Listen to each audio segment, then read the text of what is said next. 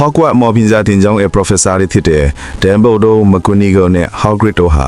မိဘမဲ့ကလေးငယ်လေး Harry Potter ကိုသူ့ရဲ့တဦးတင်းတိုးဆွေမျိုးဖြစ်တဲ့ Dursley တို့အိမ်ရှိမှာလာရောက်အနံခဲ့ကြပါတယ်။အဲဒီနောက်10နှစ်အကြာမှာတော့ Harry ဟာသူ့ကိုနှိမ့်ဆက်တဲ့ Dursley တို့အိမ်မှာပင်ပန်းစင်းနေစွာကြီးပြင်းလာခဲ့ရပြီမဲ့တနေ့မှာတော့သူ့ဘဝကိုပြောင်းလဲစေမဲ့ထူးဆန်းတဲ့စာတွေဇီးခွက်တွေကတဆင့်ရောက်လာခဲ့ပါတယ်။နောက်ဆုံးမှာတော့လူကောင်ကြီး Hagrid ကိုယ်တိုင်ရောက်လာပြီး Harry ဟာတာမန်လူမဟုတ်ပဲမော်ဆရာတစ်ယောက်ဖြစ်ကြောင်းနဲ့ Hogwarts ကျောင်းကိုတက်ရောက်ခွင့်ရပြီဖြစ်ကြောင်းလာပြောခဲ့ပါတယ်။ Diagon Alley မှာကျောင်းသုံးပစ္စည်းတွေနဲ့ Hedwig လူခေါ်တဲ့ဇီးခွက်ဖြူလေးကိုဝယ်ယူပြီးတဲ့နောက် Harry ဟာသူ့ရဲ့အသက်အကြောင်းကိုသိခွင့်ရခဲ့ပါတယ်။သူ့မိဘတွေဟာအင်အားဤမော်ဆရာဆို Voldemort ရဲ့တပ်ဖြတ်ခြင်းကိုခံရတာဖြစ်ပြီး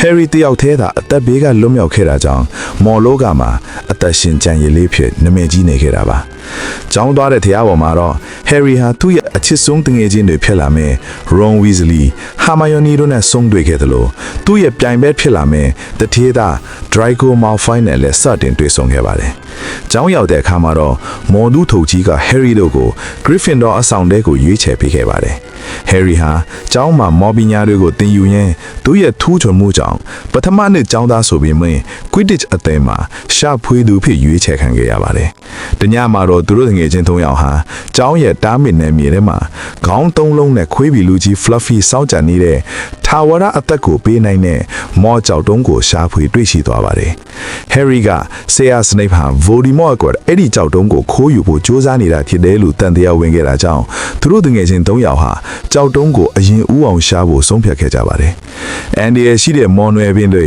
ပြန်တန်းနေတဲ့တော့တွေနဲ့အသက်နဲ့ရင်းရတဲ့စစ်တူရင်ကစားပွဲတွေကိုကြော်ဖြတ်ပြီးတဲ့နောက်မှာတော့ Harry ဟာတကယ့်တရားခံကိုတွေ့လိုက်ရပါတယ်။အဲ့ဒါဟာဆရာစနိပ်မဟုတ်ပဲဆရာ Quirrell ဖြစ်နေပြီးသူ့ရဲ့ခေါင်းပေါင်းနောက်ွယ်မှာ Voldemort ရဲ့မျက်နှာကကပားရက်ပါအထိရှိနေတာပါ။ Voldemort ကကြောက်တုံးကိုပေးဖို့ Harry ကိုဖျားယောင်းခဲ့ပေမဲ့ Harry ကငင်းဆန်တယ်ပါတယ်။အဲဒီခါ Quirrell က Harry ကိုတိုက်ခိုက်ခဲ့ပေမဲ့ Harry ရဲ့ထိတွေ့မှုကြောင့် Quirrell ရဲ့ကိုယ်ခန္ဓာဟာဖျားအဖြစ်ကျေပြတ်သွားပါတယ်။နောက်ပိုင်းမှာ Dumbledore က Harry ကိုအခြေအနေတွေရှင်းပြခဲ့ပါတယ်။ Harry ရဲ့မိခင်ဟာသူ့ကိုကယ်ဖို့အသက်ပေးတာဖြစ်တဲ့မြစ်တာရဲ့အကာအကွယ်က Voldemort ကိုအနိုင်ယူနိုင်ခဲ့တာဖြစ်ကြောင်းလာပြောခဲ့ပါတယ်။နောက်ဆုံးမှာတော့သူတို့ရဲ့ရဲစွမ်းသတ္တိတွေကြောင့် Gryffindor အဆောင်ကနှစ်ပက်လေအဆောင်ဖလားကိုစွတ်ခုနိုင်ခဲ့ပြီး Harry ဟာသူတကယ်ကိုပိုင်ဆိုင်ရတဲ့အိမ်အစ်စ်အမှန်ဟာ Hogwarts ကျောင်းဝကြီးပဲဖြစ်ကြောင်းသိသွားပါတော့တယ်။